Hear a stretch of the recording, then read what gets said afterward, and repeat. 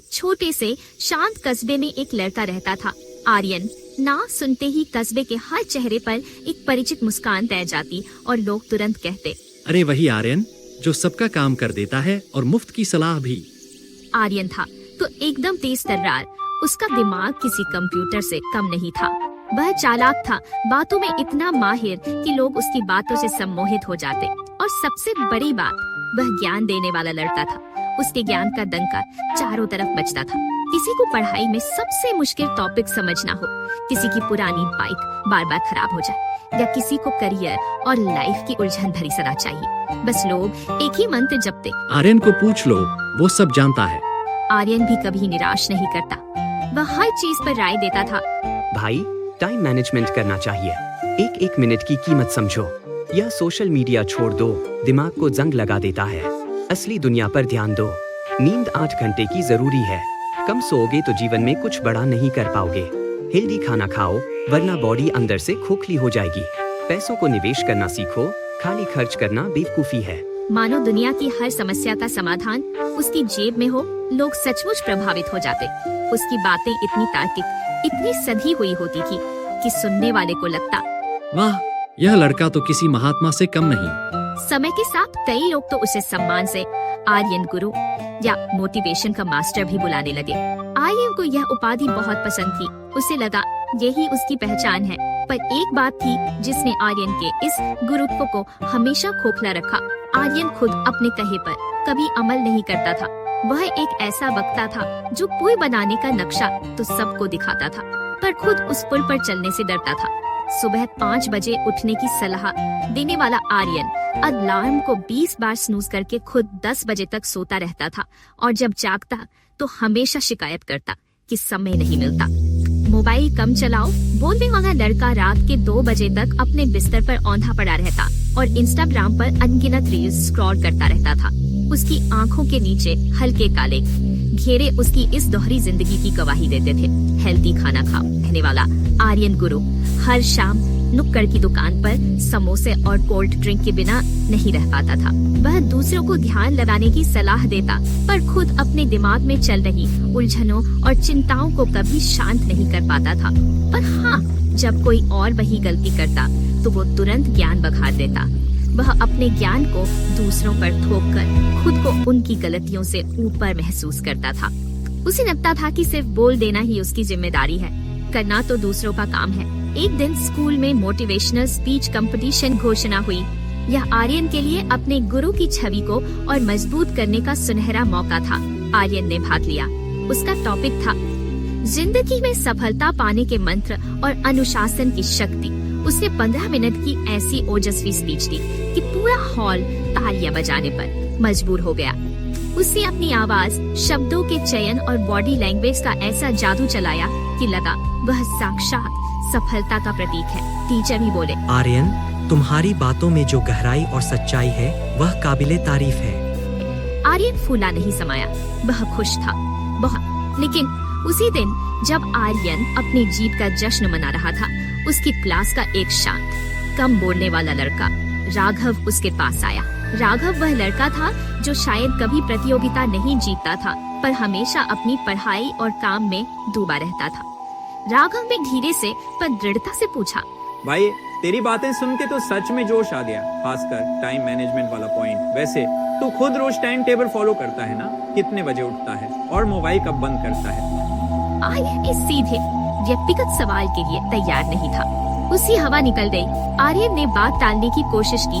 अरे यार, मेरे पास दूसरों को समझाने का टाइम होता है, खुद के लिए टाइम नहीं होता। थोड़ा बिजी रहता हूँ, पर हाँ, दूसरों को सिखाना तो जरूरी है ना। राघव मुस्कुराया। वहाँ एक गहरी अर्थपूर्ण मुस्कान थी, जैसे उसे उसका जवाब मिल गया हो। वह कुछ और नहीं बोला, बस धीरे से चला गया। अपनी किताबों को संभालने लगा।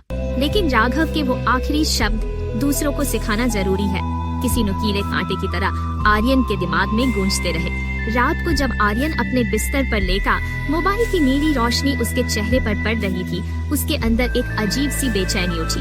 वह इंस्टाग्राम चला रहा था, पर मन नहीं लग रहा था। उसे राघव का शांत चेहरा याद आया। उसने सोचा, मैं पूरे दिन दूसरों को समझाता रहता हूँ, उन्हें सुधारने की कोशिश करता हूँ, पर खुद अपनी जिंदगी में एक भी छोटा बदलाव नहीं कर पाया। क्या मैं सच में समझदार हूँ, या मैं बस एक दिखावे का ज्ञानी, एक हिपोक्रिट बन गया हूँ जो सिर्फ शब्दों का जाल बुनता है? लोग मुझे गुरु कहते हैं, पर क्या मेरा जीवन किसी को रास्ता दिखा सकता है, या मैं सिर्फ एक खोखला उपदेशक हूँ? उसकी जीभ का सारा नशा उतर गया। उसे एहसास हुआ कि उसने ज्ञान तो बहुत जमा किया, पर चरित्र शून्य रहा। असली चुनौती लोगों को ज्ञान देना नहीं, बल्कि खुद उस ज्ञान को जीना था। अभी सुबह आर्यन ने कुछ अलग किया। उसकी आंख खुली। अलार्म नहीं बजा था, पर यह 10 नहीं बल्कि 6 बजे का समय था। शरीर ने करवट ली। मन ने कहा, थोड़ा और सो जा। फोन की तरफ हाथ बढ़ाया, फिर वापस खींच लिया, जैसे खुद के साथ पहली जंग जीत ली हो। उस दिन से उसने एक छोटा सा रिजॉल्व लिया। शुरुआत बहुत मुश्किल थी। यह किसी भी आदत को बदलने से कहीं ज्यादा कठिन था, क्योंकि उसे अपने बनाए हुए आर्यन गुरु के खोल को तोड़ना था। पहले ही दिन जब दोस्तों ने कहा, तो उसके मन में एक तेज लहर उठी। बस आज के लिए, कल से ठीक हो जाऊंगा। पर उसने खुद को रोका। उसने पहली बार अपने दोस्तों को न कहा, जो उसके पुराने आर्यन के लिए असंभव था। जब रात को 10 बजते तो मोबाइल की नोटिफिकेशन बजती और दिल जोर से कहता, एक बार देख ले, बस 2 मिनट। पर दिमाग बोला, नहीं आर्यन, खुद से किया वादा याद रख। तेरी पहचान तेरे शब्दों से नहीं, तेरे कर्मों से बनेगी। सुबह उठकर बिस्तर छोड़ने का हर दिन एक महाभारत जैसा लगता था। धीरे धीरे असंभव लगने वाली आदतें बदलने लगी। सुबह का आलसी लड़का अब 6 बजे दौड़ लगाने जाने लगा। हवा उसके फेफड़ों में एक नई ऊर्जा भर रही थी। रात भर जागने वाला लड़का अब किताबों के साथ और अपनी दिनचर्या की योजना बनाने में वक्त बिताने लगा। वह अब वही बातें कर रहा था जो पहले बस बोलता था, और अब उसकी आंखों में उसकी बातों की सच्चाई झलकती थी। उसने देखा कि जब वह खुद के सिद्धांतों पर चलने लगा तो उसका आत्मसम्मान बढ़ा। उसे अब दूसरों से गुरु कहलाने की जरूरत महसूस नहीं होती थी।